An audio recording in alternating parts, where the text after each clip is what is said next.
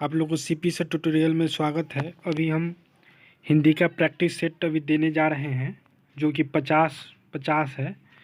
इसका आप लोग प्रैक्टिस कर ले जिससे आपको एग्ज़ाम में अच्छा मार्क्स आ पाएगा, क्योंकि practice max man perfect. Practice से ही आदमी परफेक्ट होता है, इसलिए प्रैक्टिस रहना बहुत ज़रूरी है। और इस सेट के द्वारा आपको जितने भी कहानी है उस सब का रिवीजन एक बार फिर से दोबारा हो जाएगा। इसलिए हम 50 क्वेश्चन का प्रैक्टिस सेट लाए हैं। आइए जल्दी जल्दी इसको हम देख जाएं एक बार सरसरी निगाहों से। पहला क्वेश्चन है कि आजकल भारतीय पहनावे बदल गए हैं, इस वाक्य में पहनावे कौन सी संज्ञा है? तो बतलाइए आप लोग, इसमें पहनावे कौन सी संज्ञा है? तो इसमें पहनावे भाववाचक संज्ञा है। इसका ऑप्शन नंबर बी हो जाएगा। जल्दी जल्दी देखें, इसे फिर रिवीजन के तौर पर है, क्या है कि आपको परीक्षा में आसानी हो सके। दूसरा क्वेश्चन है मैं आप चला जाऊंगा, इस वाक्य में आप कौन सा सर्वनाम है? तो यहाँ आप निजवाचक सर्वनाम है, निजता का बोध करा रहा है। 2 का ऑप्शन नंबर बी सही होगा। तीसरा, प्रविशेषण शब्द किसकी विशेषता बताता है? तो प्रविशेषण शब्द विशेषण की विशेषता बतलाता है। इसका हो जाएगा ऑप्शन नंबर सी। यह इम्पोर्टेंट क्वेश्चन है, यह किसी न किसी प्रकार से आता है यह क्वेश्चन। चौथा क्वेश्चन है मीरा को गंदगी से बहुत घृणा है, इस वाक्य में से किस कारक की विभक्ति हुई है? तो इसमें करण कारक की विभक्ति की गई है।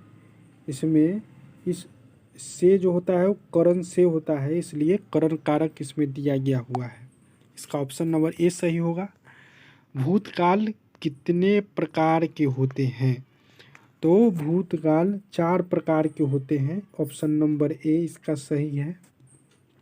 छठा, व्यायाम का संधि विच्छेद क्या है? व्यायाम का संधि विच्छेद क्या है? तो वी जोड़ आयाम व्यायाम, इसका ऑप्शन नंबर बी हो जाएगा। सातवां, नीरव का संधि विच्छेद क्या है? तो इसका संधि विच्छेद नी जोड़ रौ, इसका संधि विच्छेद हो जाएगा। इसका ऑप्शन नंबर बी हो जाएगा। आजन्म में कौन सा समास है? तो आजन्म अव्ययी भाव समास है, इसमें अव्ययी भाव समास। इसका ऑप्शन नंबर ए हो जाएगा 8वां का। 9वां, जन्म मरण में कौन सा समास है? तो जन्म मरण में द्वंद्व समास है। इसका ऑप्शन नंबर ए हो जाएगा। जन्म मरण में द्वंद्व समास है। 10वां, निस्तेज में कौन सा उपसर्ग है? उपसर्ग किसको कहते हैं? जो पहले लगता है। तो निस्तेज में निस उपसर्ग लगा हुआ है। इसका ऑप्शन नंबर सी हो जाएगा। 11, बुढ़ापा में कौन सा प्रत्यय है? तो बुढ़ापा में आपा जो बाद में प्रत्यय लगता है, उपसर्ग जो पहले लगे और प्रत्यय जो बाद में लगे, तो इसका हो जाएगा आंसर आपा। 12, निम्नलिखित शब्दों में कौन शब्द शुद्ध है? तो उच्छ्वास कोई ऐसा शब्द नहीं है, गलत है। ऑप्शन नंबर ए गलत है। ऑप्शन नंबर बी लग रहा है सही है। ऑप्शन नंबर सी भी गलत है और ऑप्शन नंबर डी भी है। इसका सही शुद्ध जो है वह बी ऑप्शन नंबर हो जाएगा, उच्छ्वास। 13, निम्नलिखित वाक्यों में कौन सा वाक्य शुद्ध है? तो आइए पढ़ के देखते हैं। यह बालक कहाँ जा रहा है? ऑप्शन नंबर ए है। बी, बच्चा का क्या समाचार है? सी, फूलों की एक माला ला दीजिए। और डी, लता 2 चिट्ठी लिखी है। इसका शुद्ध जो है वह बी ऑप्शन नंबर हो जाएगा। सॉरी, बी नहीं होगा। इसमें फूलों की एक माला ला दीजिए, यह शुद्ध सब वाक्य है। तो इसका ऑप्शन नंबर सी हो जाएगा 14 का। 15, अक्ल पर पत्थर पड़ना मुहावरे का अर्थ क्या है?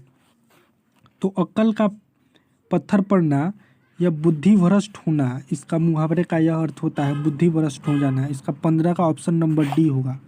16, आधुनिक मध्य समाज श्रम विभाजन को आवश्यक क्यों मानता है? तो यह श्रम विभाजन को कार्य में कुशलता लाने के लिए इस कारण आधुनिक सभ्य समाज श्रम विभाजन को आवश्यक मानता है। 17 क्वेश्चन, श्रम विभाजन और जाति प्रथा पाठ बाबा साहेब के किस भाषण का संपादित अंश है? तो यह एनहिलेशन ऑफ कास्ट से लिया गया हुआ है। Annihilation of caste, option number C इसका आंसर हो जाएगा। 18, ऐसे ही लड़के आगे चलकर गुंडे चोर डाकू बनते हैं, यह पंक्ति कहानी के किस पात्र ने कही है? तो यह सेन साहब ने कहा है, इसका ऑप्शन नंबर सी हो जाएगा। 19, किसके अध्ययन क्षेत्र में भारत के कारण नवजीवन का संचार हो चुका है? तो यह भाषा विज्ञान। 19 का ऑप्शन नंबर सी हो जाएगा। 20, सहजात वृत्तियों किसे कहते हैं? तो अस्त्रों के संचयन को सहजात वृत्तियाँ कहते हैं। 21, नागरी लिपि के आरंभिक लेख हमें कहाँ से मिले हैं? तो यह दक्षिण भारत से मिला गया हुआ है। नागरी लिपि का आरंभिक लेख दक्षिण भारत से मिला हुआ है। 22, बेतमा दान पत्र किस समय का है? तो यह 1020 ईस्वी का है। 22 का ऑप्शन नंबर ए सही होगा। 23, बहादुर लेखक के घर से अचानक क्यों चला गया? स्वयं के प्रति लेखक तथा उसके घर वालों के व्यवहार में आए परिवर्तन के कारण। इसका ऑप्शन नंबर सी हो जाएगा सही। 24, साहित्य की परंपरा का पूर्ण ज्ञान किस व्यवस्था में संभव है? तो यह समाजवादी व्यवस्था में यह चीज़ संभव है। 25, पंडित बिरजू महाराज का जन्म कब हुआ? तो उनका जन्म 4 फरवरी 1936 ईस्वी में हुआ था। 26, ल मदामोजेल द अबिनियो किसकी कृति है?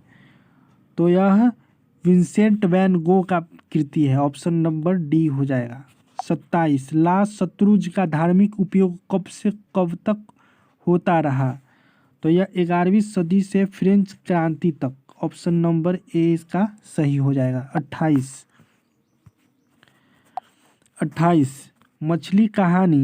मछली कहानी में किस वर्ग का चित्रण है? तो मध्यवर्गीय परिवार का चित्रण किया गया हुआ है मछली कहानी में। 28 का ऑप्शन नंबर डी हो जाएगा। 29, बिस्मिल्लाह खां के साथ किस मुस्लिम पर्व का नाम जुड़ा हुआ है? तो मुहर्रम। इसका ऑप्शन नंबर डी हो जाएगा, मुहर्रम। 29 का option number D. 30, Mahatma Gandhi के अनुसार उदात्त व बढ़िया शिक्षा क्या है? तो वह है आध्यात्मिक शिक्षा। ऑप्शन नंबर यह ए हो जाएगा इसका आंसर। वाणी का विष के समान हो जाती है। वाणी कब विष के समान हो जाती है? तो यह राम नाम के बिना, जब राम नाम नहीं रहता है तो वह वाणी विष के समान हो जाता है। 32, रसखान के रचना काल के समय किसका राज्यकाल था? तो वह रसखान के समय अकबर का राज्यकाल था। 33, कवि ने पर्जन्य किसे कहा है? तो कवि ने कृष्ण को पर्जन्य कहा है। 34, प्रेमधन अपना आदर्श किसे मानते थे? तो इसका सही answer Bharatendu Harishchandra. Option number D हो जाएगा। 35, भारत माँ के श्रेष्ठ मुख की तुलना कवि ने किससे की है? तो छायायुक्त चंद्र से किया गया है उनकी तुलना। 35 का ऑप्शन नंबर डी हो जाएगा। 36, मिट्टी की अबोध मूर्ति कौन है? तो वह जनता है। मिट्टी के अबोध मूर्त जनता है। 36 का ऑप्शन नंबर बी हो जाएगा। 37, हिरोशिमा कविता किसका चित्रण करती है? तो यह आधुनिक सभ्यता की दुर्दांत मानवीय विभीषिका का। ऑप्शन नंबर डी हो जाएगा। 37 का ऑप्शन नंबर डी। 38, एक वृक्ष की हत्या कविता किस काव्य संग्रह से संकलित है? तो यह इन दिनों से संकलित है। 38 का ऑप्शन नंबर सी सही हो जाएगा। 39, गरीब बस्तियों में क्या हुआ? तो दंगे, आगजनी और महामारी हुआ। ऑप्शन नंबर बी हो जाएगा। 39 का ऑप्शन नंबर बी सही होगा। 40 सृष्टि का विकास कथा का प्रथमाक्षर क्या है?